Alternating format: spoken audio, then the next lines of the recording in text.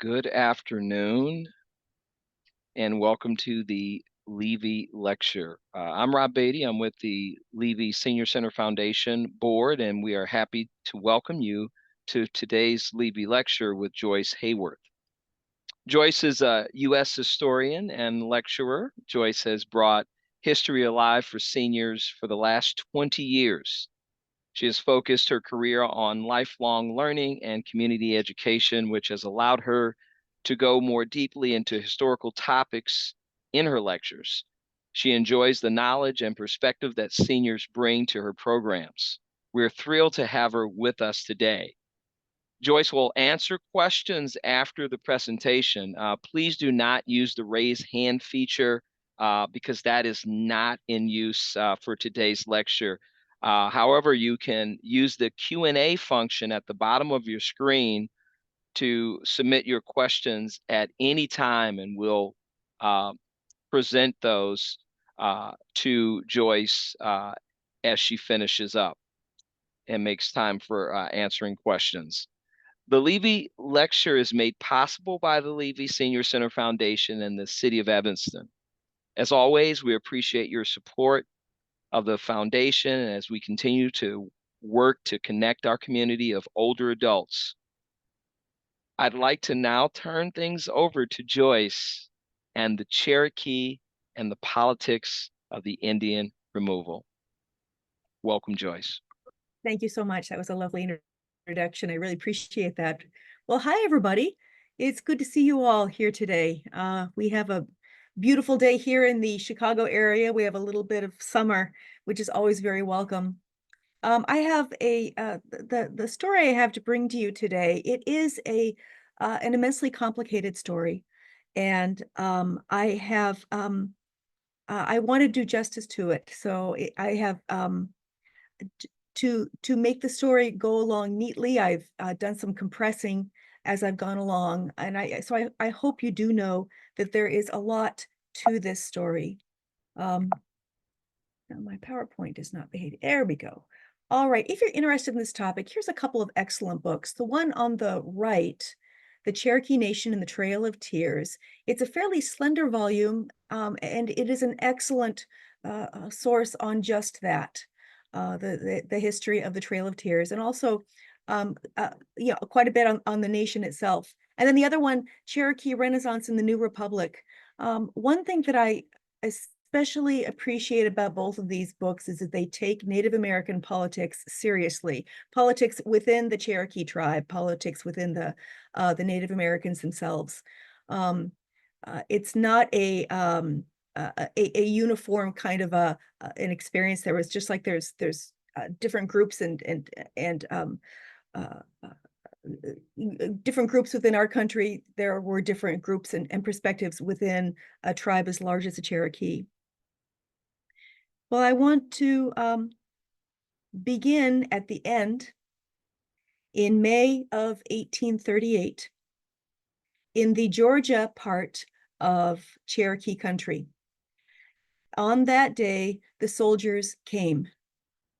The soldiers came up through the hills, up the dirt roads to the tidy farmhouses that the Cherokee families lived in.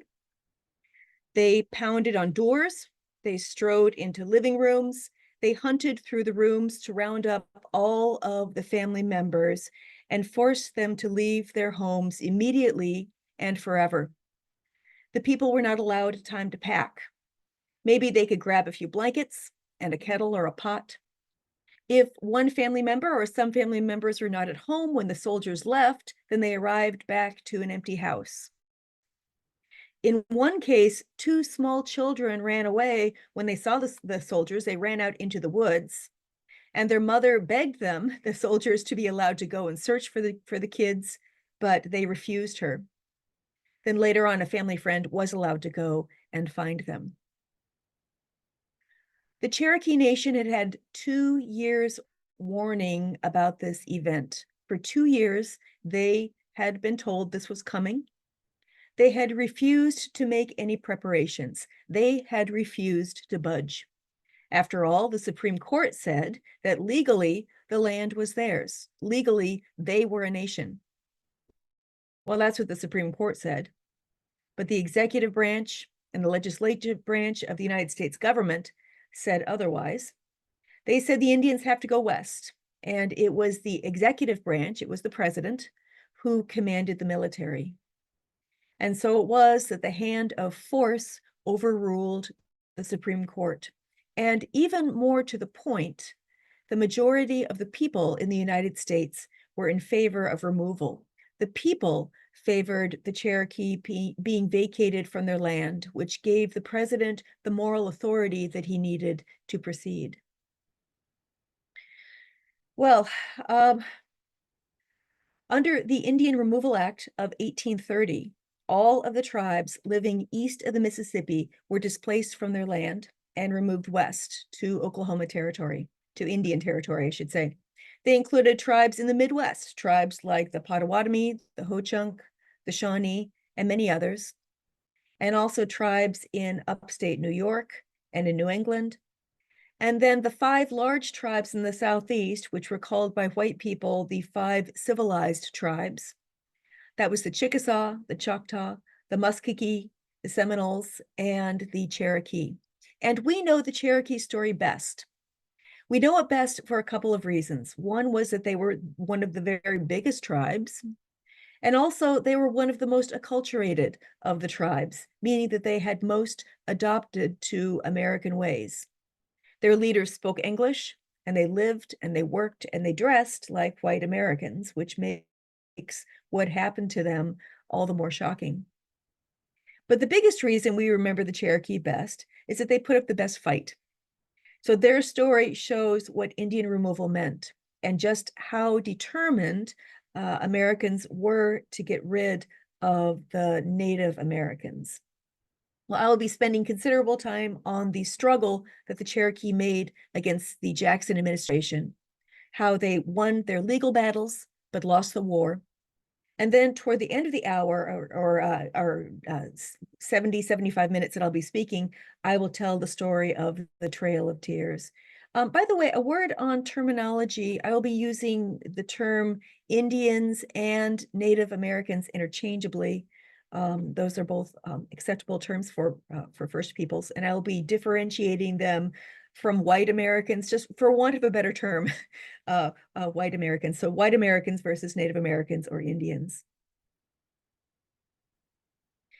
All right, this statue, just a little note on this slide. This statue, I think, is an interesting one. That's George Washington on the right. George Washington, portrayed as a young officer in the British Army. And on the left is Gayasuda, an Indian who served as a scout for Washington. This statue is called Point of View, and it is found at Sharpsburg, Pennsylvania. And I think it appeals, at first glance, it appeals, I think, because they're portrayed as literally in the same level, right? They're looking at each other eye to eye, they're on the same level. But I wonder if this statue also tells something of a fiction as well, because when it seems to suggest that Washington and Gayasuda were not only equals, but also on the same team, right? So you might think that George Washington was something sympathetic to Indian rights, that these two were always on the same team. Though if you look more closely, there's when I look at that, there's an antagonism in their gaze, I think, and both of them are armed. But Washington, in fact, was one of the foremost speculators in Indian land, and he was eager to get Native Americans to surrender title to their land. And Gayasuda usually opposed Washington's side in the wars in America. He fought with the Native Americans in Pontiac's War and with the French in the French and Indian War. Alrighty, well, let's back up in time. Let's start the story of the Cherokee in colonial times. So let's start with the English, which was, of course, the colonizing power in much of North America. When the English claimed America as their own, they did not claim that they had complete rights to all of the land because, they knew that the Native Americans were there, and under English law, they had certain rights. The Native Americans had a right of occupancy of the land where they lived and where they farmed. That land could be purchased by the British via a treaty, or it could be taken in war could be taken by conquest. But under British law, it couldn't just be grabbed. And there's a lot of vacant land in America, or at least what looked like vacant land to the English. Actually, a lot of it was the hunting grounds of the Native Americans, though after the plagues went through, I think it's also true that there was a considerable amount of deserted land. But nevertheless, the English looked at it and said, hey, no one's using it, it's up for grabs. But if Indians claimed title to a parcel, the British said, okay, well, it can be purchased through a purchase treaty. Through a purchase treaty. I would like you to think about what that word treaty implies. It implies a nation-to-nation status. Now, this is something that the United States wouldn't, the 19th century United States would not have agreed with. But nevertheless, this is how it looked to the Native Americans. So if if you're making a treaty, you're acknowledging a nation. The Cherokee used this argument later on. You make treaties only with other nations, right? You don't make treaties with parts of your own nation. By the way, the money from the land purchases went into a tribal treasury. Sometimes the money was given as a lump sum. Sometimes it was a stipend that was received every year. Alrighty, now in colonial times, the English and the Cherokee entered into several treaties. Cherokee chiefs even traveled to England on one occasion to negotiate a treaty. After the Revolutionary War, the United States continued to gain land by conquest during war and by treaty during times of peace. Now, the United States was a land-hungry nation. They were always looking for a bargain for land, and they were perfectly willing to swindle tribes with unfair treaties. But still, they used treaties as the main vehicle for gaining land. So it's worth repeating, treaties carry the implication that these were nation-to-nation transactions. It could be seen as an unspoken acknowledgement. The Cherokee certainly saw it as an unspoken acknowledgement that both parties had independent status. Eventually, Americans hoped, Indians would give up their ways and they would adopt American ways. They would become American-style farmers. That was always Plan A.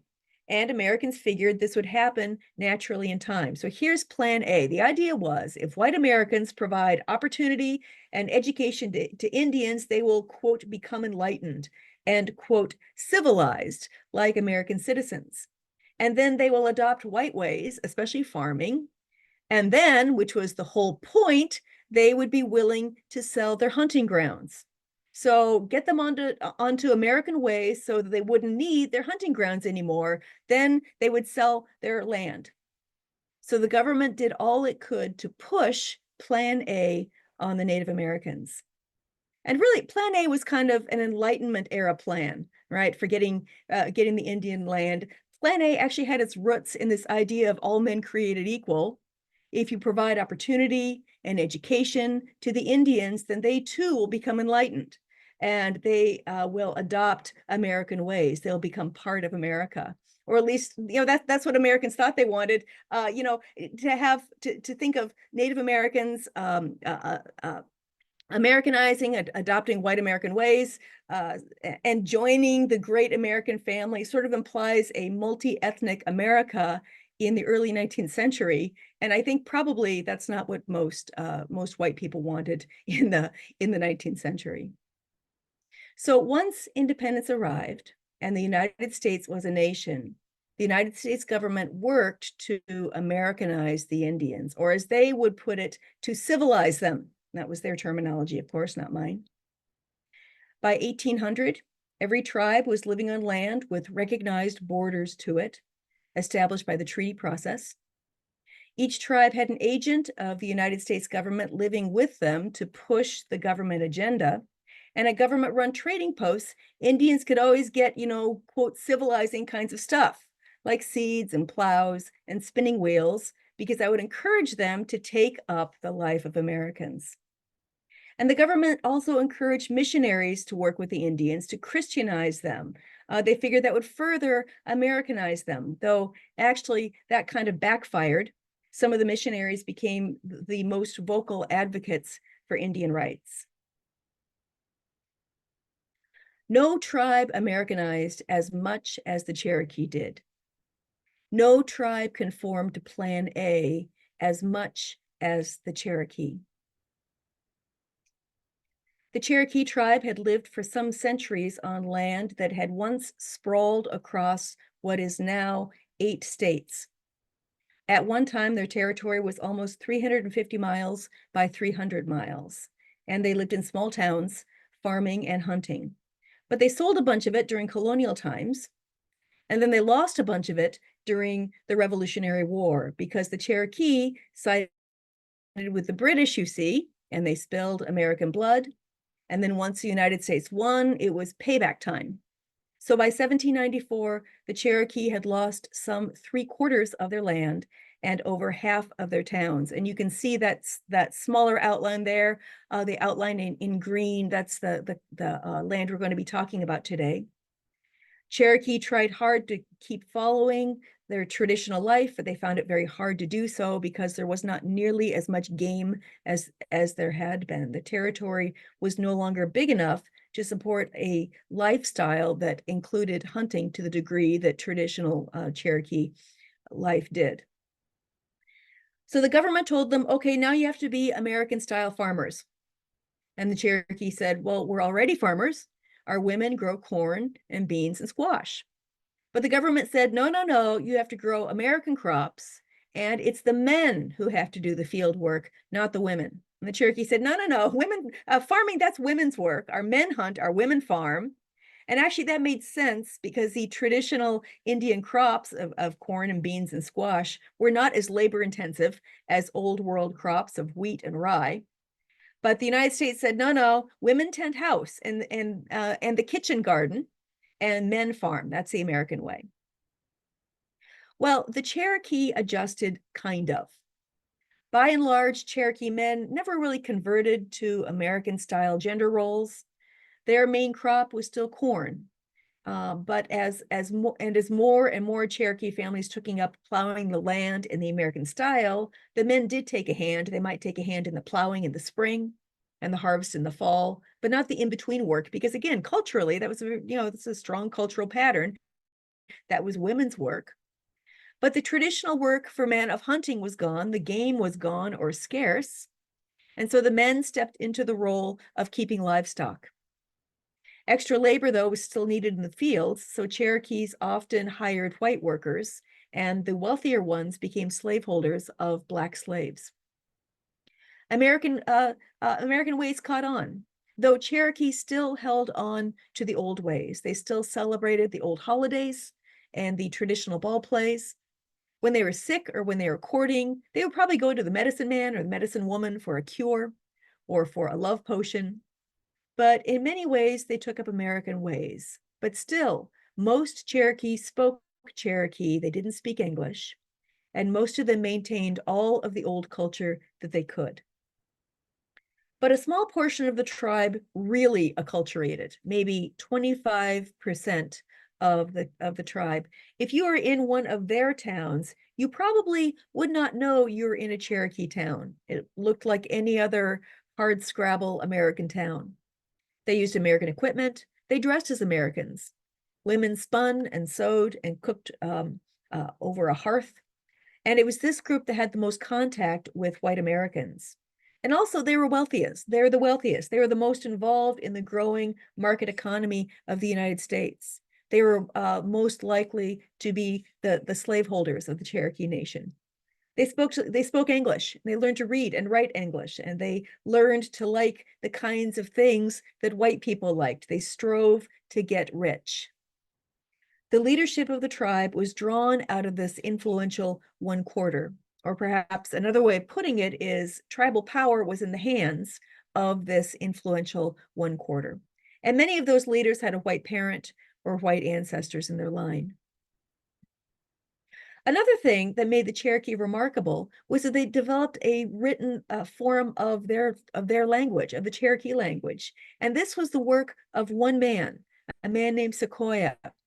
He had run into reading and writing at some point or other, and he wanted to do the same for his language. So he kind of noodled around with it for about 12 years, trying to come up with a scheme. Finally, he divided the Cherokee language into 86 syllables and had a different symbol for each syllable. And it was a hit. And the nice thing about it was really easy to learn. You could learn to read in just a few weeks, which is amazing when you consider how long it takes for us to learn how to read. So the Cherokee tribe went from being illiterate to being literate in a very short time. They published their laws and their newspapers in their own tongue. And this impressed white Americans. It showed them that the Cherokee were a forward-looking and modern people. Now, in the early 1800s, some 20 years before removal, the Cherokee tribe resolved, we have to stop the loss of land. We have to stop different groups, different towns, different chiefs in different areas throughout the nation selling off the land. So the way to do that is to centralize tribal control, centralize tribal government. They formed a central committee and they put all the chieftains of the tribe under its control so that when the United States came calling to buy land, it had to approach the tribe through only one body. And the Cherokee also handled their relationship with the United States in an increasingly sophisticated way. So here's some examples. This is 1819. 1819. Before this, the federal government had always put on a big party for the chiefs every year. Big party. They would come in. They would entertain them. They would have food and drink. They would hand out gifts. This was like a 3 to 5 day party, and thousands of Cherokees usually attended. But in 1819, the Cherokee Nation said, "Hey, can we skip the party? And can you just give us the cash that you normally would spend entertaining us?" And so they worked out a yearly sum of almost $1,300 a year to go into the tribal treasury. Or here's another example. This was back in 1804. At that point, the Cherokee had sold a certain tract of land to the United States for $4,000. Only the United States had never paid that money. And then in 1811, the Cherokee requested it. They said, "Hey, you never gave us our dough." And the War Department went through their files and they said, "What are you talking about? We have no record of this sale." So the Cherokee produced their certified copy of the sale and they said, "This land sale." And the government realized they had forgotten to have the treaty ratified by the Senate. They had never bothered. So they went to the Senate and they did so. And the Cherokee National Committee said, "Okay, we don't just want our $4,000. We want the interest we're due that has been accrued through this terrible delay." And the federal government said, "No way." And in the end, the Cherokee did get their way. The government paid it in one lump sum finally in 1825. So the Cherokee were pretty savvy to the system they were under. And the federal government agreed. They said the Cherokee are far in advance of any other tribe in civilization. Now, the issue that lay between the Cherokees and the United States was, of course, land. The Cherokee were sitting on 5 million acres of valuable land. And even though Cherokee towns looked just like any other American frontier town, there was a difference. There was a fundamental difference. None of the land in Cherokee territory was privately owned. All of it belonged in common to the nation. So it might look like someone's farm, right? There'd be a house on it and barns and fences, but the land underneath it was held in common. It couldn't be sold by an individual, not even by the family farming it. It belonged to the tribe. The United States government wanted to divide that land up into lots and sell it to private owners, non-Cherokee owners, and the tribe said, "Forget it." Well, the United States tried to get around the Cherokee and get their land by underhanded means. And there's plenty of examples of that too. I'll give a couple here.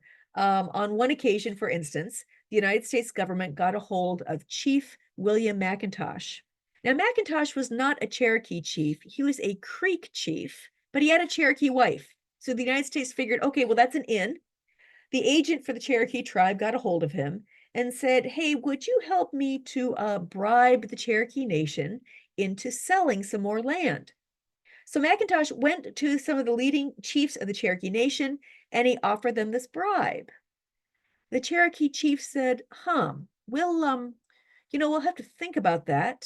Can you put this in writing? And so he did. And then the chiefs took it to the National Council and they read it out loud in his presence. And McIntosh had to hightail it for home at danger of his life. Another time, early 1823, the United States said to Cherokee leaders, hey, we want to buy more land, so we're sending 2 commissioners, and we will be here on such and such a date. They arrived with food for a party for the hundreds of chiefs they thought would come, and money to sweeten up the deal. No one was there. No Cherokee were waiting for them. They waited for a week, and then they went home. And they complained to the National Council, and the National Council said, oh, hey, we're sorry, but we could have saved you that long trip if you had asked us if we were selling, because we're not selling. And by the way, said the Cherokee Central Committee, don't tell us when and where we're meeting. You are an embassy coming into our country. Next time you come to our capital, which is New Echota, and you come at a time we agree on. So the United States government said, okay, fine, we'll set up a meeting in Tolone, Georgia. The Cherokee Committee said, no, it's New Echota. That is the capital of the Cherokee Nation.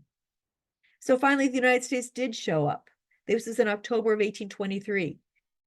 And they said, hey, you guys owe the United States a whole lot of money. You guys owe the United States $100,000 for damages that you caused during the Revolutionary War because you sided with the British. The Central Committee said, that's ridiculous. And they pointed out that under the Treaty of Tellico, 1798, the United States had agreed that, quote, all animosities, thefts, plundering prior to that day shall cease and be no more remembered or demanded on either side. So the American agents left empty-handed. So this phrase, the Cherokee are far in advance of any other tribe in civilization, was taking on new meaning for the United States. And what it meant was, plan A was not working. I think our generation naturally sees the situation through the eyes of the Cherokee. In our century, we understand the injustice done here, and that's good of us. That is a credit to our generation. But I am a historian, so I do want to take a moment and look at it through the eyes of the average white American, your average 1830s white guy or white gal. He or she may be living hundreds of miles from Indian country, or maybe Indian country is right over the next ridge. So if you were an average white American in 1830, you might think, that's prime lands in the border of the United States. And as it may be, in the border of my state. And it belongs to the United States, and it belongs to the states. And the Indians, after all, are not citizens. They don't pay taxes. They don't really want to become citizens. And as white Americans would say, there's hardly any of them. There's hardly any Cherokee in those 5 million acres. Well, there's something like 16,000, 17,000 Cherokee before removal, which is a whole lot if you gather people in a field or in a stadium and look at them.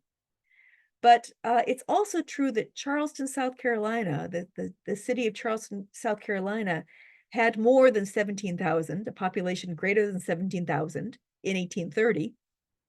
And so, average white gal might say, well, does Charleston, South Carolina need 5 million acres? No, they do not.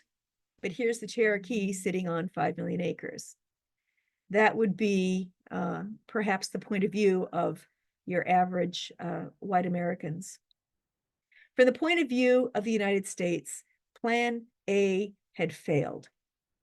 The Cherokee had acculturated more than any other tribe, but they were not giving up their land. So it is time for Plan B. Plan B centered on the growing racism of the 19th century. This is an important element to know about our national story. Racism, of course, was always part of our national story from the very beginning, but racism grew a lot in the course of the 19th century. It became more intense and more extreme after 1815. And it was commonplace, and it was not shameful among white people in this era. It was not a shameful thing to most white people in the early United States to say, of course, white people are better than other races. Of course, we are innately superior. It wasn't something that was suggested quietly at the dinner table. It was, in fact, said in the most respectable newspapers in the country. All right, so here's plan B. A fiction was promoted that the Indians cannot be civilized. They just can't do it because they are too inferior.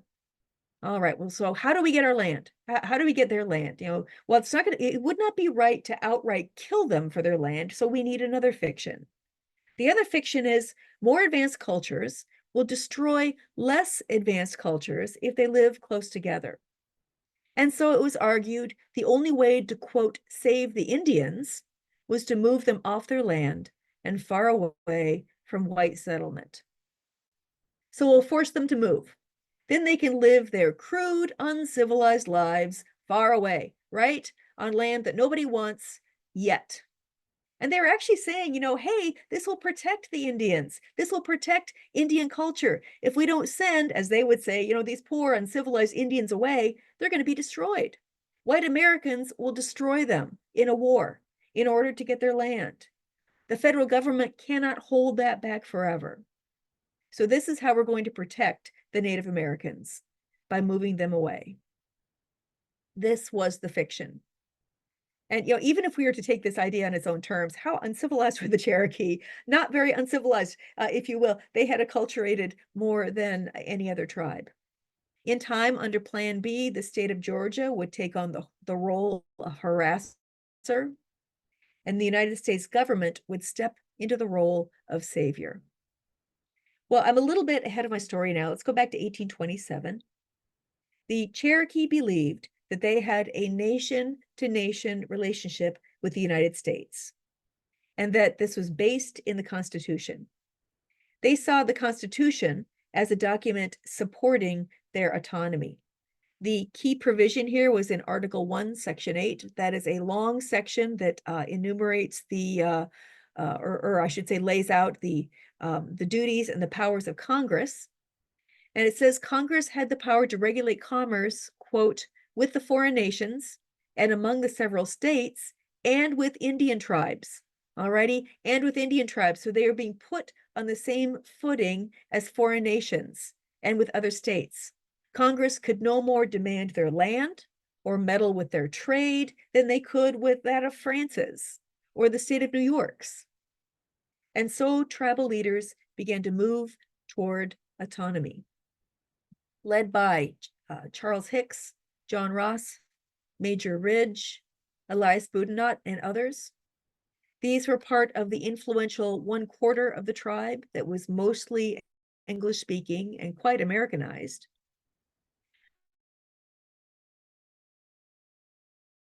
They believed that the only way to protect style. And so, on the 4th of July, 1827, the Cherokee adopted its own constitution. And in it, they laid out just what their nation was going to be all about. First off, it set the boundaries of the Cherokee Nation and declared those boundaries as fixed and forever.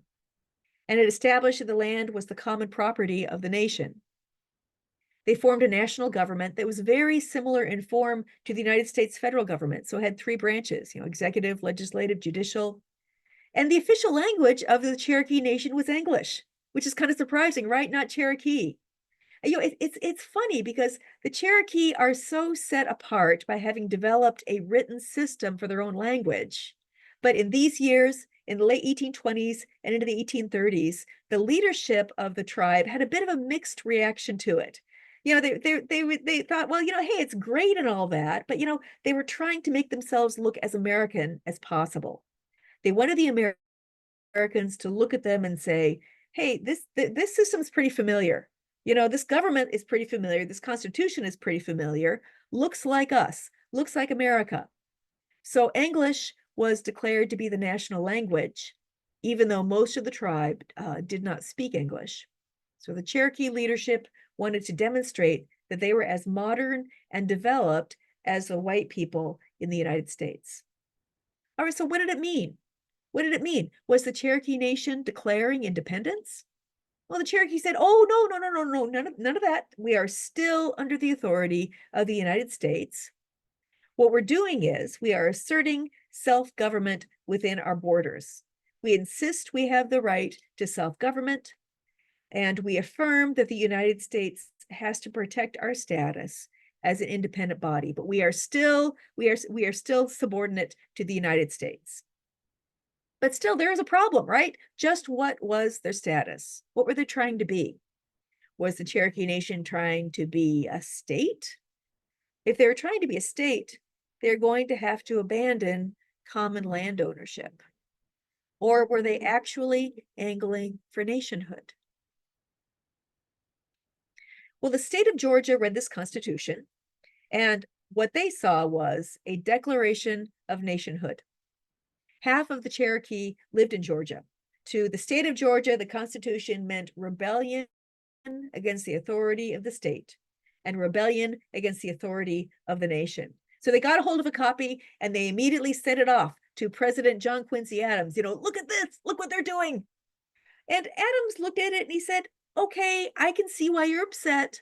But really, this doesn't change anything. This is really this looks like a town charter to me, or maybe a territorial charter. He said, I know it says Constitution, and I know it's structured an awful lot like our own national Constitution, but honestly, it's just for local government. But the state of Georgia was not amused. These Cherokee were getting way too ahead of themselves, in their opinion, and so they had to act. In 1828, Georgia passed resolutions stating that, as a matter of fact, Georgia did have absolute title to all Cherokee lands in her borders. Georgia said, okay, guys, the time has come. We're coming in there. We're sending surveyors into Cherokee territory over the next 2 years. We're going to survey it. We're going to divide it up into counties. And as of right now, it is illegal for Cherokee officials to pass laws. Well, it was down in the books of the United States that the land belonged to the Cherokee. So the nation sent a delegation to Washington in 1829 to protest, and they got there just in time for the inauguration of Andrew Jackson, the man who was going to implement Plan B, who was going to change the United States policy toward Indian Territory. Jackson wanted the Cherokee out. He wanted the tribal land to be opened up to white settlement, and he was ready to pass legislation to jettison all of the Native Americans east of the Mississippi and to send them somewhere out to the west. Who cares about former treaties, right? Cherokee representatives met with the Secretary of War, John Eaton, and the Secretary of War said, okay, listen, you have to understand this. If we are going to talk about sovereignty, you got to understand that it's Georgia who is the sovereign one here, and not the Cherokee. Secretary of War Eaton told them, Georgia can do whatever they want to do. He said, it's time to go west. This administration will have it no other way. In 1830, Jackson's first full year in office, he signaled to Congress that he wanted them to pass an Indian Removal Act. Now, in doing this, in removing the Indians, Jackson and Congress were breaking all of the treaties that had gone before this. And those treaties were the law of the land. So how was this rationalized? Jackson rationalized it this way, that the original Indian policy that 6 presidents had followed was unconstitutional. He said the last 6 presidents have been following an unconstitutional policy because you can't have a nation inside of a nation or a state inside of a state. You can't have a group claiming to be self-governing within the boundaries of the United States. Well, the Cherokee Nation rested their hopes on defeating this bill. And they were not without friends among Congress. And also, they were not without friends among the white population. They had friends in the North, especially the Quakers in Pennsylvania, and church-going people in New York and New England. Nevertheless, the bill passed, and Jackson signed it into law on May 28, 1830. After that, as far as Georgia was concerned, the Cherokee Nation did not exist. Its council was forbidden to meet, and all Cherokee courts were officially closed. And so the Cherokee took Georgia to court, took Georgia to the Supreme Court. Two different cases. The first case was the Cherokee Nation versus Georgia. That was in 1831. And they used a murder case in this situation. So a Cherokee man had murdered another Cherokee man in Cherokee country. And Georgia took over the prosecution. Georgia arrested a suspect. They tried and they executed him. And the Cherokee Nation said all through this, hey, you really shouldn't be involved. This happened in our borders, our jurisdiction. And Georgia said, excuse me, whose borders? So they went to the Supreme Court. They sued Georgia over the jurisdiction, over that case. And by extension, the greater issue of Cherokee autonomy in the Cherokee Nation. And they lost. The Supreme Court said that the Cherokee had no right to bring such a suit because they did not qualify as a foreign nation.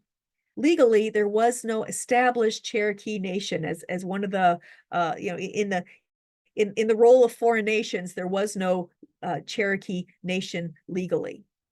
But the Chief Justice, John Marshall, was sympathetic to the plight of the Cherokee.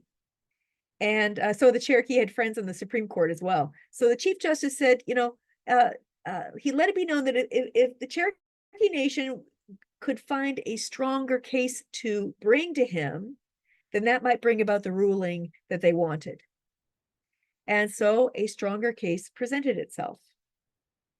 This involved a Georgia state law.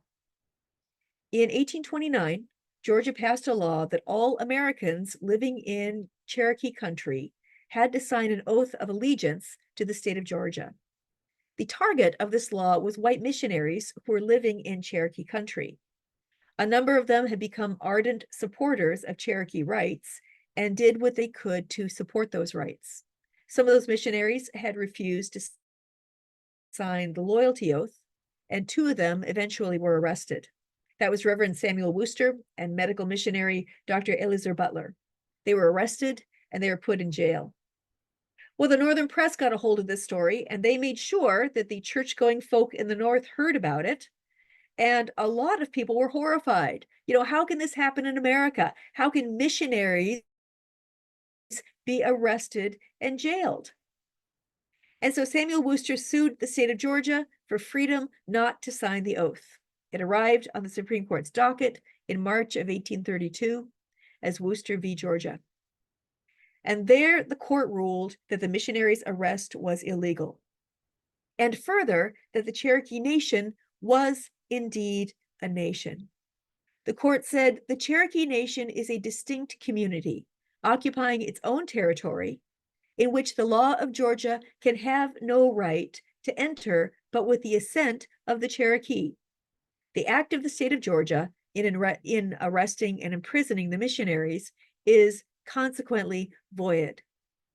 So the Cherokee had been vindicated by the highest authority in the land. The Supreme Court had affirmed their nationhood. It had affirmed their right to the land. They could have asked for no more.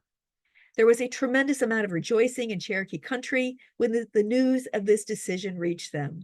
And a delegation of Cherokee statesmen rushed to Washington because surely the next step was to maybe repeal the Indian Removal Bill or press forward with legislation to further solidify what the Supreme Court had done. Surely now the Indian Removal Act would be rendered unconstitutional.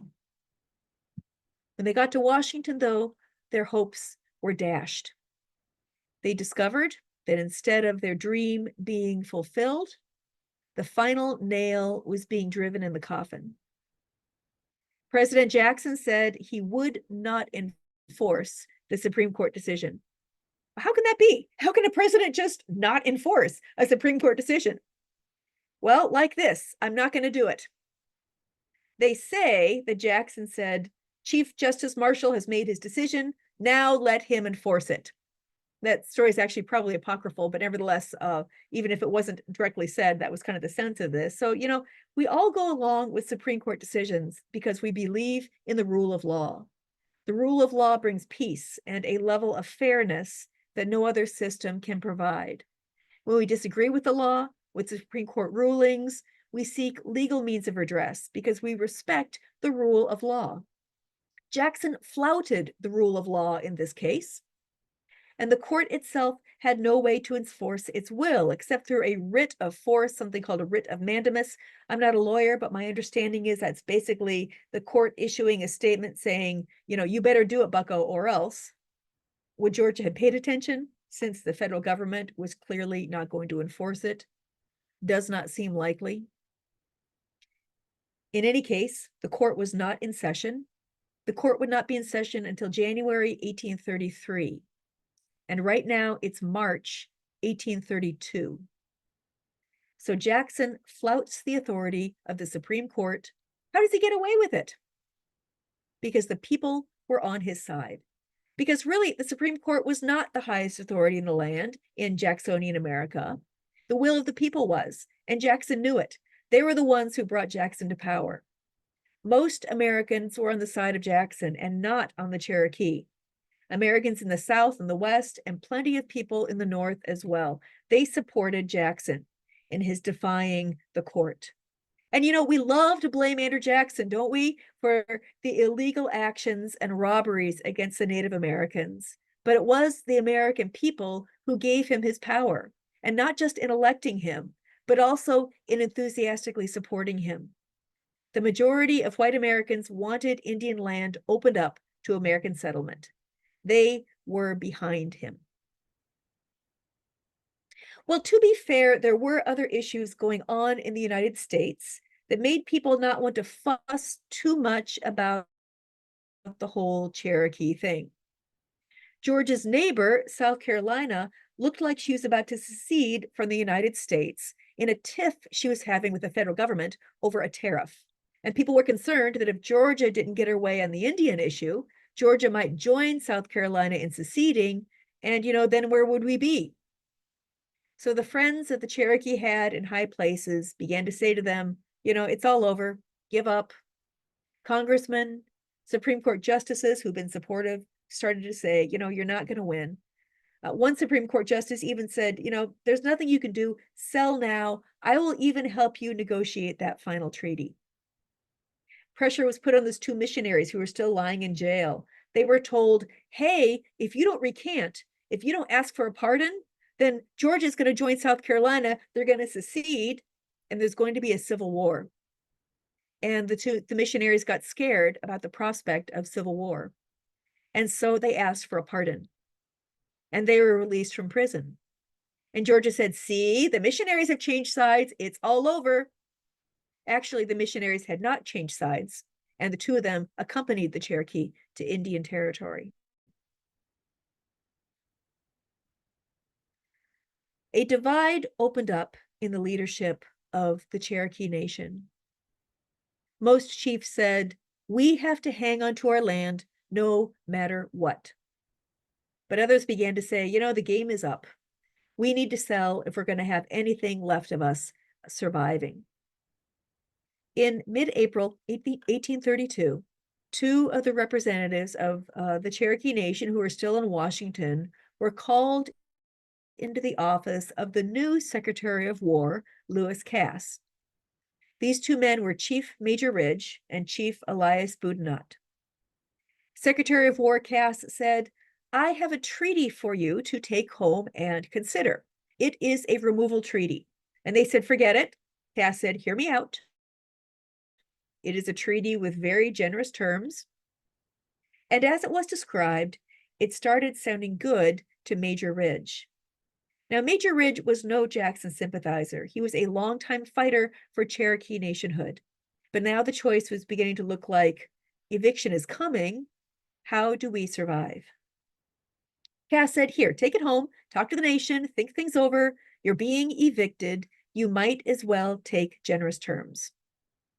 Now, neither Major Ridge nor Elias Boudinot were the principal chief of the Cherokee. The principal chief was John Ross, a staunch defender of Cherokee rights to their land. And I just want to reiterate, Ridge and Boudinot were also longtime defenders of Cherokee land rights as well. It's just that now they thought it was time to give up, but Ross did not. 3 years went by. Several groups of Cherokee emigrated west. Most did not. The split widened in the Cherokee leadership. A small group of chiefs, a few hundred in the nation, were ready to give up. They were called the Treaty Party, and they were led by Major Ridge. John Ross, the principal chief, opposed this. He tried to find ways to delay eviction. He tried to slow things down. Meanwhile, white Georgians were coming into Cherokee land with land deeds. They were taking over the houses and fields of Cherokee families that they had purchased and were evicting them. On one occasion, even Principal Chief John Ross came home from a trip, and he found a white family living in his house and eating dinner in his dining room. His family had been evicted while he was gone. Eventually, he did find them sheltering with friends. Still, Ross believed if he could just hang on, they would be victors. But the Treaty Party was ready to be underhanded. They agreed to deal with the federal government in the name of the whole tribe, even though they represented only a small fraction of the tribe. And even though under their constitution, any treaty had to be put before the National Committee. They met with federal agents at the old Cherokee capital city of New Echota to hammer out a treaty. It was understood this would be a removal treaty. Also, and so Major Ridge and the Treaty Party said, okay, we're going to have a vote on this thing. If you don't come for the vote, we're going to assume that you agree with the terms of the removal treaty. Only 500 people came. Of those 500, only 86 were eligible to vote. A treaty was drawn up, and on December 29th, it was approved. It was signed by 20 chiefs who were the ones who negotiated it with the federal government. So in late December 1835, those 20 chiefs illegally signed the removal treaty, the Treaty of New Echota. And as you listen to this, maybe you think, yeah, I get why they did it. I get why they did it. Or maybe you think, no, they never should have done that. Well, the terms of the treaty was this. The sale price was $5 million cash, plus the cost of removal, reimbursement for things left behind, subsistence for a year, and money set aside for schools and for orphans. It was agreed that the Cherokee would run the removal and that the removal would not start for 2 years. It was submitted to the Senate May 1836 and ratified by 1 vote. Well, it was all over but the shouting at that point. The Cherokee Nation was headed west. This slide shows some of the various trails that were used. This was a 3 to 6 month journey, begun mostly in the spring or the fall. The most common route was that northerly route there, the one that was in white. That one was about 825 miles long. Another segment took the longer water route in blue, and then one single group took the red route, and another one took the yellow route. Alrighty, well now we're up against one of the realities of early America, which is just the difficulty of getting from here to there. What was the best way to travel? Water was always the best way to travel in the young United States. Because the roads are so terrible. You know, I'm not saying it was great or even good, but it was the best of options. Steamboats had arrived not long before this, which made it much faster. If you could get a steamboat. If you couldn't, then going down the river was going to be, of course, best for your travel. If you were going up, then you would have to have your vessel pulled by oxen on a towpath next to the river. So it's slow and it's not without hazard, but it was the easiest on those traveling. So the hope was for people to travel mainly by water, but there was a terrible drought in the summer of 1838, and the rivers became too shallow for steamboats, and finally even too shallow for flatboats. So most trips were made by land. Most started in Chattanooga and did a short stint by water, but then ended up mostly overland. And you know, just got to say it again, American roads were just terrible in this era. They flooded in the rainy season, they were chokingly dusty in the dry season, and heavy traffic chewed them to bits. There was rail service. It was just coming on the scene in the United States at this time. There was actually a railroad in Alabama, the Tuscumbia, Cortland, and Decatur Railroad. It was the first line constructed west of the Appalachians, but it was only 45 miles long. All right, 45 miles is something. 45 miles would take several days to walk on foot. Probably it was only maybe half a day by rail. But nevertheless, an 800, 900-mile journey, you see the problem. Alrighty, so 3 to 6 months on the trail. Keep in mind, these were people who were used to living in houses, and they are not used to being out in the heat of summer or in the rains and the snow of winter. Weather will be a problem. Both the heat and the cold would be a problem, and illness, of course. Illness was always the big killer in early America. It was the big killer for everybody. And most of the deaths on the Trail of Tears were from illness. Most detachments took the same route, first to Nashville, then to Hopkinsville, Kentucky, then up into southern Illinois. They crossed the Mississippi, across the state of Missouri, through Rolla and Springfield, and then south to Fayetteville, Arkansas, and west to Indian Territory.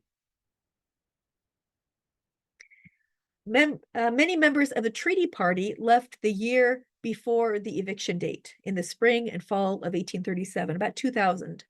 The spring group had a pretty easy time of it. They paid their own removal costs, so they traveled as they liked, and they traveled quite comfortably with their livestock and with their slaves, part of the way by train, and they arrived with no fatalities. The fall 1837 group left late in the season. They made the journey in a speedy 3 months, but that still put them traveling in late December in snow and rain. They lost 15 from sickness, mostly children. In May of 1838, the eviction began. General Winfield Scott was in command of the removal. If you know something about the military history throughout this era, you will recognize that name. Now, part of the treaty had been that the Cherokee would have the authority to run the removal themselves, but the government reneged on that. They said, no, we're running the removal. Scott had 7,000 soldiers with him. He issued a proclamation ordering the Cherokee people to start vacating on May 23rd. It was ignored. He had expected it to be ignored. He'd already had a bunch of forts built to imprison families in the time between their eviction from their homes to their being shipped west, so that if there was a delay in starting west, no one could go back home and have to be evicted again. So after May 23rd, soldiers began rounding them up, evicting people from their houses and putting them in these forts, which is the point at which I started this lecture. Rounding them up, forcing them out without a moment's notice, often without being allowed to grab supplies, extra clothing, or blankets. Sometimes they're allowed to go back and get a few things, change of clothes, some cooking utensils, some bedding. Often not. They left the corn growing in the fields, the food on the table. And as this went on, American neighbors of the Cherokee were on hand to take stuff that was left behind. Shall we criticize the Cherokee for not making preparations? They had had 2 years to do so. Everyone knew the deadline. They knew the options were up. Why did they not make some kind of preparation? I think a lot of people were hoping that John Ross would be able to pull a rabbit out of the hat at the last second, and who knows, maybe something would happen that would change their fortunes, something nationally. Maybe the United States would get involved in a war, and then attention would go away from the Cherokee and they would get a reprieve. Or maybe others said, if we're going to lose our land, if we're going to lose our homeland, we're not going to go quietly. We're not going to acquiesce. We're going to make them turn us out. And then the world will know. And that has happened. Everyone knows about the Cherokee and their struggle for their homeland. The world has learned about the injustice done to the Native Americans, in part through the stories of the Cherokee. So at least that was accomplished. Well, the people were moved from the forts into camps on the western side of the Cherokee Nation. There was no shelter there, no buildings. They had to sleep on the bare ground. And if it rained, they got wet. And if the wind blew, they were cold. And again, these people are not used to camping. They're used to living comfortably in houses and sleeping in beds. Waterborne diseases began to march through them even before they left. The march began in early June. First 2 groups of about 800 left about a week apart from each other, left on flatboats so overloaded that one man who was with them said that the timbers were groaning under the weight of the people. Those flatboats were lashed to a steamboat, towed down the Tennessee River to Alabama. At night, they slept on the shore on the ground.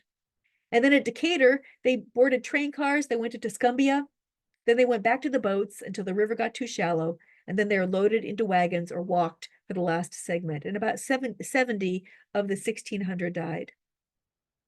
That June, the South fell into a heat wave. High heat means bad food and water, lots of illness. One more group of 1,000 set out that summer.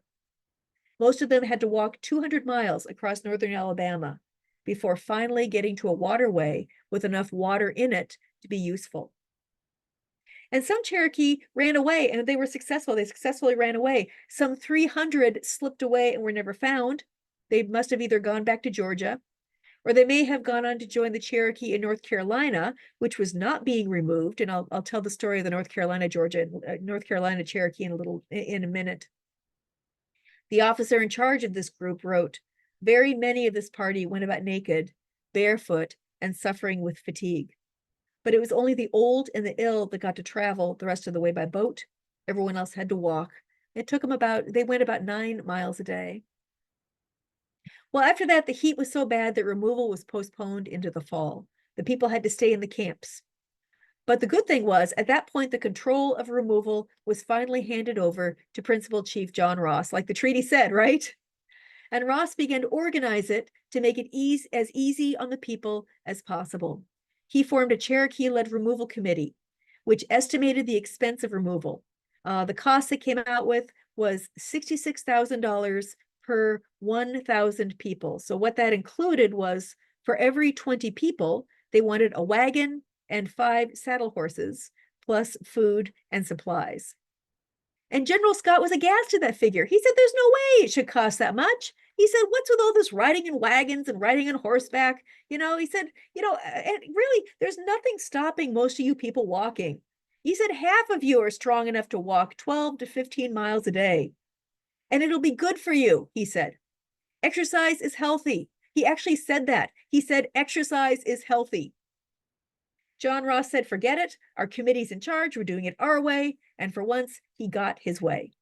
Ross organized the remaining people into 13 groups of about 1,000 each. Each group had a conductor and a doctor, an interpreter, wagon masters, and a commissary agent. Ross looked at the condition of the people, and he estimated that 2/3 of the people were in a destitute condition, needing warm clothing and shoes. One contingent, in fact, started on the road with only 83 tents for over 1,000 people. So Ross was in charge of purchasing provisions along the way, of shoes and blankets and clothing. And you can imagine the logistical struggles of all of this. For instance, you need a camping space every night for 1,000 people. You need space, clean water, and wood for 1,000 people every night, plus fodder for the livestock. Camping grounds were scouted out ahead of time, so daily travel was 10 to 15 miles, but if it was a bad travel day and they didn't make it to the camping site, they had to sleep wherever they were. Food was provided by the government, mostly corn and salt pork, which is standard fare for Southern poor folks. The Cherokee supplemented it by hunting. But it wasn't only the humans that needed feeding, it was also the vital oxen and horses who were doing the pulling and the carrying. They would not be able to keep up their strength just on grass. They needed grain, they needed corn shipped in. And if those shipments were delayed, then the corn had to be purchased locally, often at very high prices. Other barriers came up. Rain came down and turned dirt roads into seething mud. Horses and oxen struggled to pull heavy wagons up steep hills. Crossing rivers was especially hard, especially for the last few groups. One group took 2.5 days for everyone to cross the Tennessee River. It was an especially large group with nearly 1,800 people. They had 88 wagons and over 800 horses. And then for another group, they were held up for a month at the Mississippi because of ice on the Mississippi River. Most Cherokees walked. Even those that had a wagon and oxen, most of them walked. A traveler from the state of Maine caught up with the Cherokee in Western Kentucky, and here's how he described it. He said, "A great many go on horseback and multitudes on foot. Even aged females, apparently nearly ready to drop into the grave, were traveling with heavy burdens attached to the back on sometimes frozen ground and sometimes muddy streets with no covering for the feet accept what nature had given them, meaning bearskin. Some had the appearance of despair, others a wild, frantic appearance, as if about to burst the chains of nature and pounce like a tiger on their enemies. And there were some strange meetings on the road, too. In one Kentucky town, a local resident recognized one of the Cherokee men, and he went up to him and said, "Hey, remember me?" He said, "Hey, you and I served together under General Jackson in the Creek War back in 1813 or so." And the Cherokee man replied, "Oh, my life and the lives of my people were then at stake for you and your country. And I thought Jackson was my best friend, but Jackson did not serve me right. Your country does me no justice now." There's a tremendous amount of sickness on the road. A single doctor per 1,000 was certainly not adequate. Clean water was hard to find. So many people died on the Trail of Tears. Chief John Ross buried his own wife on the Trail of Tears.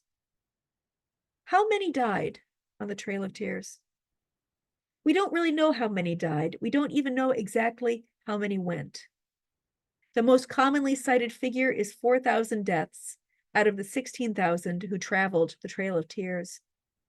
That was an estimate made by a missionary who accompanied them, and we don't even know how he came by that number. The numbers we have here are from just the fall emigration. So according to Principal Chief John Ross, 13,149 people emigrated in the fall of 1838 under his authority. And he said of that number, 424 died and 182 deserted. The United States government, on the other hand, recorded 1,650 fewer people at the end of fall immigration than at the beginning. So that would be deaths and desertions offset by births. And there were births on the Trail of Tears. But that does not come and take into account the removals that summer in the heat. It does not take into account the deaths in the forts or in the camps, or also on arrival in Oklahoma, the deaths on that first winter that resulted from the hardship of the journey. So those are the numbers we have. That's what we know. Now, not all of the Cherokee went. One group did not leave the mountains of North Carolina. They had been given their American citizenship back in 1819. They lived on an allotment of land in North Carolina, and when North Carolina came calling and said, "Okay, guys, time to go west," they said, "Nope, we are American citizens," and there they stayed, and there they still are, the eastern band of the Cherokee. We drove through there not this past summer, but the summer before, and just to see suddenly all the signs, the street signs and everything went to Cherokee language. That was really great to see. Well, the hard times of the Cherokee continued once they were in Indian country. Cold and hunger and deaths rolled through that first winter and for other winters after that. And not all of them got along. Those who supported the treaty were despised by those who had not. Several of the chiefs who signed the removal treaty were assassinated in Oklahoma, including Major Ridge. And then these newer arrivals, the thousands of newer arrivals, struggled, or I should say the Cherokee that were already there, who had been there for some years, were already struggled for control of the tribe with these new arrivals. There was peace for a time. Then the Civil War came. The Cherokee were slaveholders, and they sided with the Confederacy. That did not do them any good. In 1887, the Cherokee suffered the same fate that every other tribe did. Congress passed the Dawes Act, which allowed the government to seize all tribal lands in the nation and to sell it privately. Cherokee land became part of the new state of Oklahoma. So at that point, the Cherokee Nation ceased to exist, officially anyway. And the Cherokee had to live under new rules. So for instance, it was now illegal to speak or to teach an Indian language. It was illegal to practice Indian religion or cultural celebrations. Indian nationality was to be stamped out. That was Plan C. But when national sympathy finally turned again to the Native Americans, the Cherokee were still there, still with their national consciousness strong. In 1976, the Supreme Court ruled that even once land claims had been dissolved, tribal governments did not cease to exist. That same year, the Cherokee Nation ratified a new constitution and took its place again as a recognized nation within the United States. Today, there are 3 official Cherokee tribes. There's the Cherokee Nation in Oklahoma with some 240,000 members. And there's the Kituwa Band, which are the descendants of the old settlers, also in Oklahoma. There's about 10,000. And then in North Carolina, the Eastern Band, about 13,000. Well, my time is almost up, and I want to hear from you. And if you have any reflections or any questions, do post them in the Q&A. But just to close out my part of this time, I find myself asking, what's the takeaway? What's the takeaway from all of this? For me, the big lesson is that democracy has its limits. That democracy is only as good as the majority of the people are. James Madison warned against the tyranny of the majority back in 1788. The reason that Andrew Jackson could disregard constitutional authority was because the people of the United States supported what he was doing. The tyranny of the majority. I mean, that's what happens under our system. It's one of the negatives of democracy. Every system has its negative parts. So let's not scrap democracy, but let's be aware of the limits of our own system. Let's be aware that our true protection is in our ethics and in our principles and in the ethics and the principles of our fellow citizens. We are as good as it gets. Well, that's what I have to say. And now I would like to hear from you folks.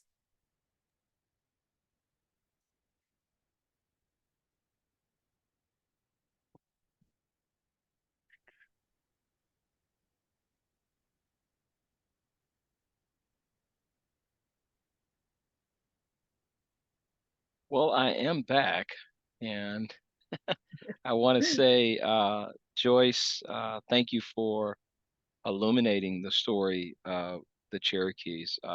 Wow, so much information to take in. It was wonderful. And we do have a few questions. So I'll start with, we have a couple comments as well as questions. The first is coming from Carol, and she says, what about the land grants given in Georgia and South Carolina before the Civil War and after? They took those land grants from the Indians and gave the land away during the land grants. So what about those land grants given in Georgia and South Carolina before the Civil War and after? The land grants, I'm sorry, the land grants given to I'm sorry, given to white Americans or given to Cherokee? Yeah, the And land grants given in Georgia and South Carolina before the Civil War and after, given to the Cherokee. Yeah. given to South Carolina and Georgia. Yeah, well, Yes. I'm sorry, that's part of the story that I don't know. I apologize for being flat-footed on that. Okay. And the next is coming from an anonymous attendee. Please give context to Jackson's Tennessee or Kentucky background too. Mhm. Yeah, I think that's a really good point. So Andrew Jackson, of course, was raised in the frontier. This is one of the ironies, he wrote about the Cherokee as a primitive and uncivilized kind of a people, but he was familiar with the tribes, and he was also he was a general during the War of 1812. There was a concurrent war, the Creek War, that was going on in the Southeast, and Jackson got himself involved with that with a group of men behind him. He allied with part of the Creek tribe against a smaller portion that was attempting an independence movement, defeated them, and then he screwed the entire tribe by forcing them to give up, I think it was 23 million acres of their land. And at the Treaty of Fort Jackson.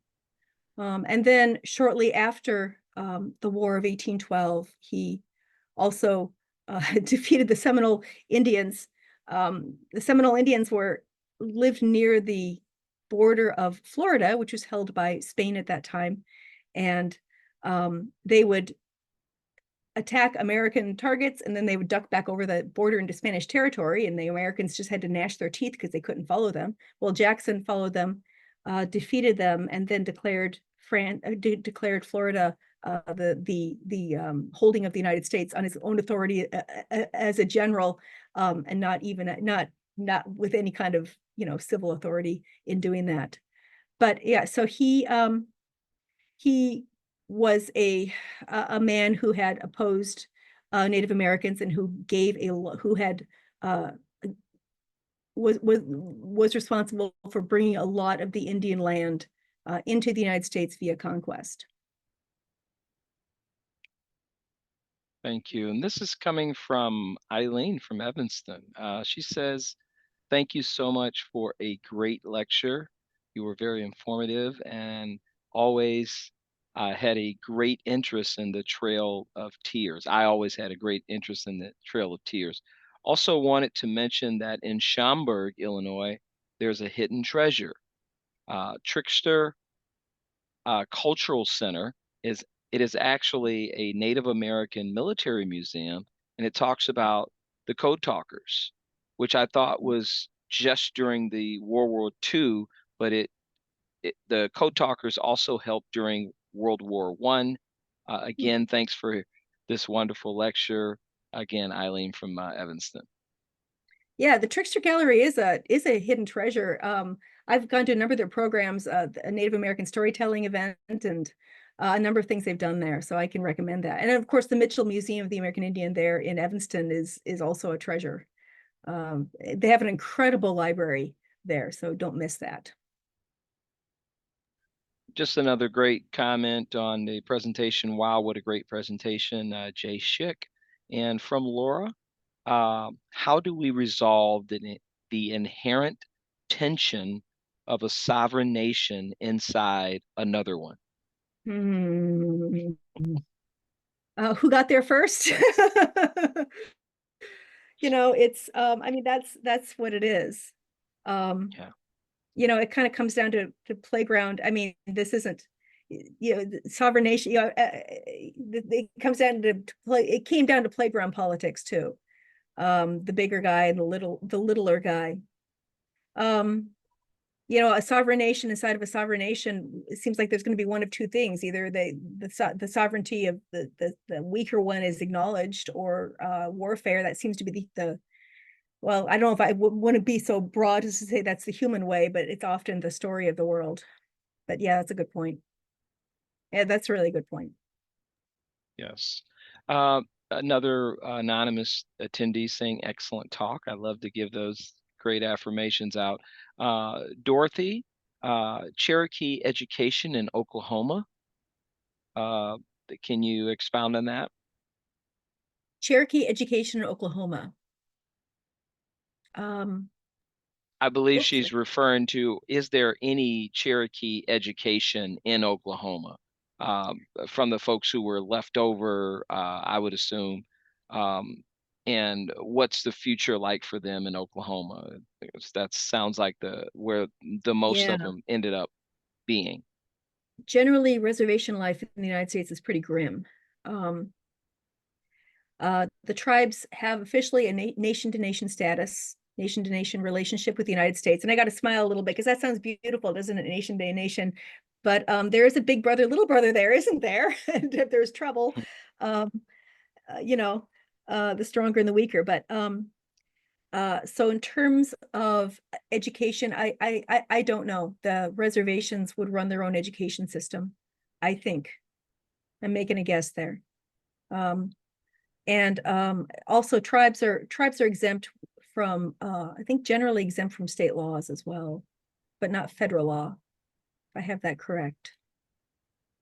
I'm sure someone will Another, correct me. I would appreciate it if I am. yep, wait for that. Thank you. Ann Berkeley with a comment. Wow, excellent and illuminating. Thank you. Another anonymous attendee has a question. Did the Cherokee get the mineral rights to the land they were moved to in Oklahoma? Yeah, well, they were supposed to, it was supposed to be their land that they held themselves forever.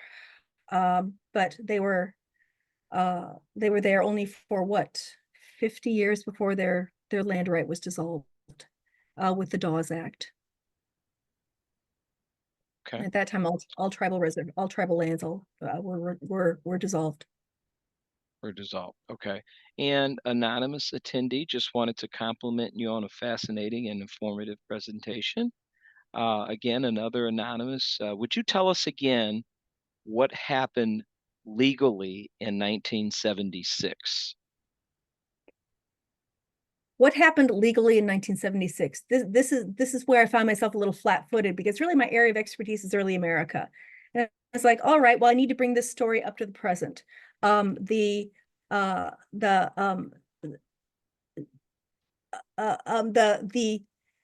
laws that were prohibiting native education, native culture, native language were repealed um, through the Supreme Court. And I'm afraid I am flat-footed on that question, and I do apologize. I should have a better answer to that. Okay, and we I'll have, thank you for that. We have another anonymous attendee, and this is a comment. The fact that Andrew Jackson got away with ignoring a Supreme Court ruling to protect the Cherokee is a frightening precedent in today's current political climate. Excellent presentation. Thank you. Mhm. It's something for us to be aware of. It's something for us to know about. And again, it wasn't just him. It was because the American people were behind him. So, And this is from Tom Jackson. I understand that there are records of the removal in a museum in Tulsa. The museum is under revision. Do you have any information on these records? I'm sorry I Tom do not. Jackson is a Cherokee citizen. Oh, I'm sorry I don't. I wish I did. All right. Denise Goff, wonderful presentation. Very eye-opening, interesting. So many came to America for religious freedom, and the Cherokee were eventually forbidden to speak their own language or practice their spirituality. Also, wasn't the Cherokee language used for a secret coding during World, World War II? How ironic. Yeah, I think that was a Navajo, but the point is excellent. Yeah.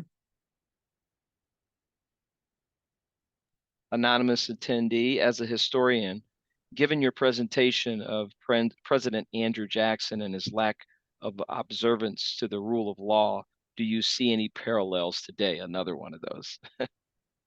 So we're like what, 10 days from the election? So I'm just going to say no comment. I at this Okay. point, I like to hang out in the past. I have my political views, and like everyone else, they're very, very strong because that's where we're at right now. Where, nationally we're kind of in a pickle, aren't we? Nationally, we have a lot of divisions.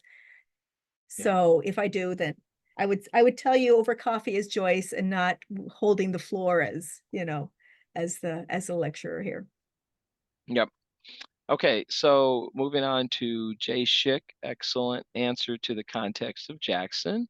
And another comment, okay, we have that. Loved your program, Carol Turnoff. Susan Kraus, what is the status of any lawsuits in the USA regarding the whitewashing by Indian schools or other dominant Um, cultures, Canada, Ireland? and again, I don't know. My focus is history, and I should have. I don't know that, but Okay. it's a terrible situation. It's a sickening situation, and I guess I'm grateful that it's coming to light, but it is just I'm groping for words, just the terrible things coming out. This next, this is a comment. Ina Strickland, great presentation! Exclamation point. Marcia, I don't want to mess up her last name. Marcia, you know who you are. The Cherokee have just completed a language immersion program. They are in the beginning stages of strengthening their language. That was more of a comment. Excellent. Yeah. That's excellent. There have been so many native languages that have been lost. That's great. We've got Suzanne Kraus. Thank you. What area are you researching now to develop your next presentation? Well, I actually have a couple dozen presentations that I do. My specialty really is colonial America. Though really I have broad knowledge of early American history up through Reconstruction. So lately I've been doing a lot of presentations on the Salem witch trials. It's October, so people are interested Hmm. in that which is a really sad story. Another very frightening story. Um, and then I'm doing a Native American pilgrim lecture as well, about the agendas on both sides of the feasting table, if you will. Native American politics, the political decisions that the Native Americans are facing, and just their background with Europeans before the Pilgrims washed up. I've got classes on um, Reconstruction issues. I have kind of a number that I do. Yeah. And this is But from if you're Laura. interested, Yeah, go ahead. I just want to say, if you're interested in a certain early American topic, let the Levy Center know. I'd be interested.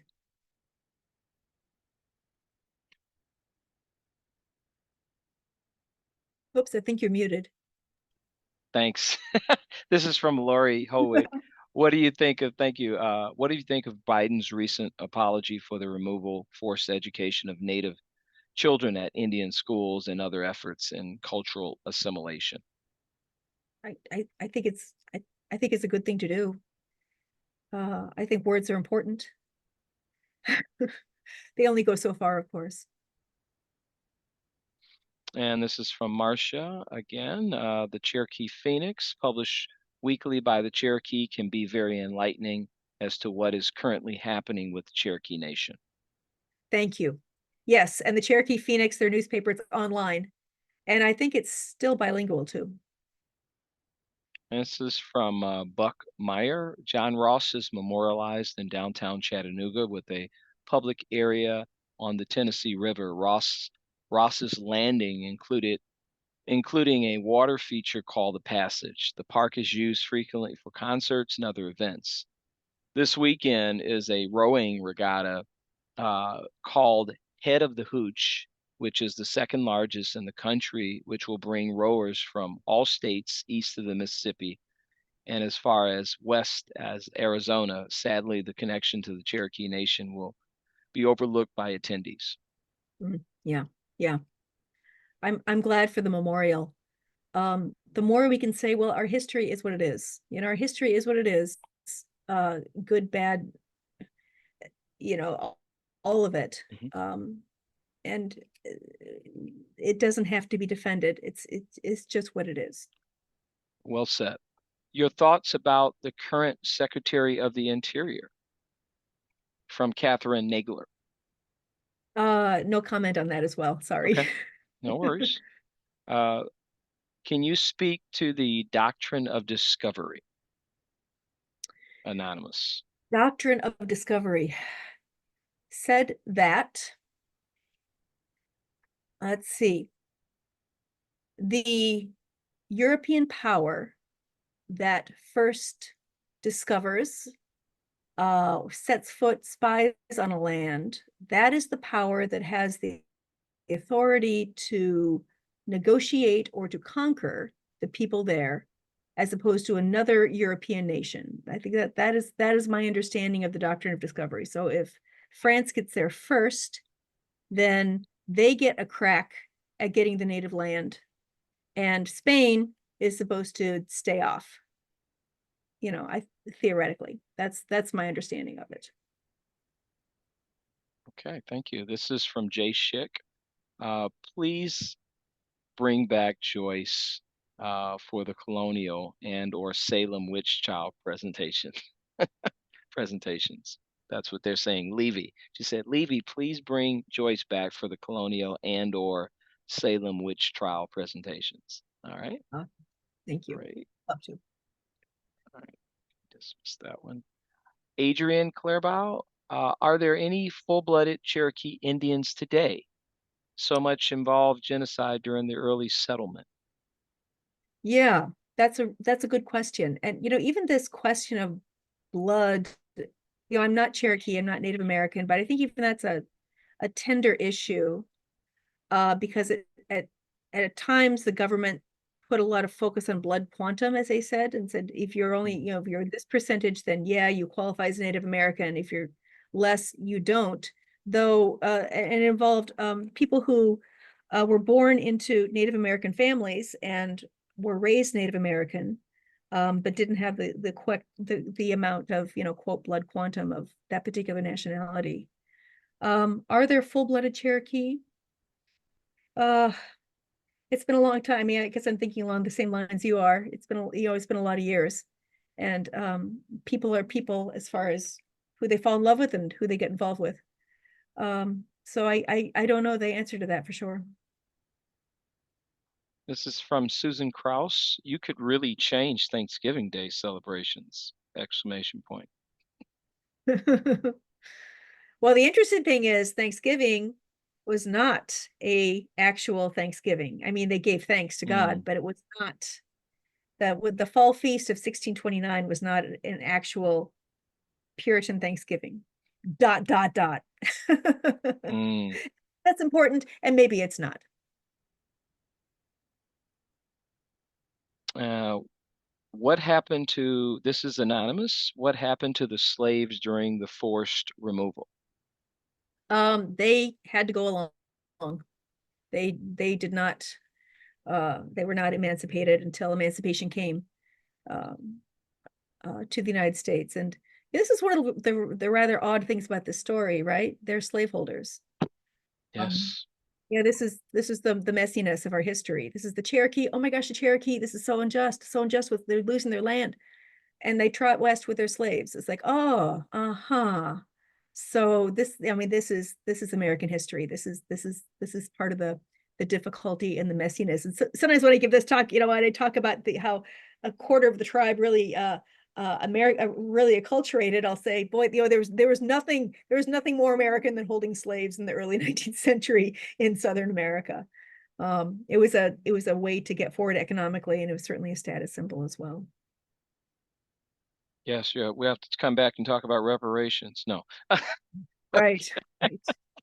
Um, getting ready for, this is Susan Krause, and this is our last question. Getting ready for the 250th question mark?